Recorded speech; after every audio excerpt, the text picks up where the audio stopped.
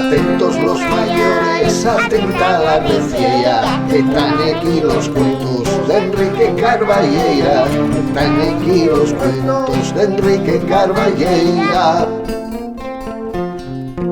Cuentos de trazu suelto. Saludos, collacios de los cuentos y les histories.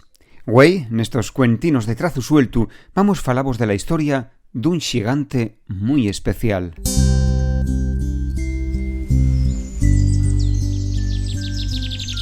El señor Ñatura visitaba el pueblo de Picu Borrina polo menos una vez al año. Había veces que hasta dos, y los más viellos del lugar recuerden un año, cuasi un siglo, en que nos visitó hasta 3 veces.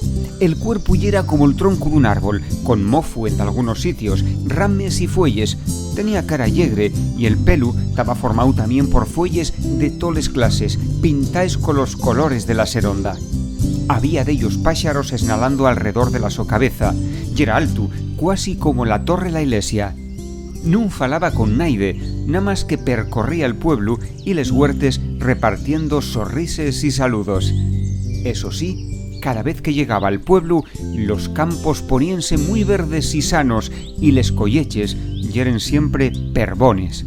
Les frutes y hortalices medraben per munchu, vaya cereces, piescos, mazanes, ablanes y castañes.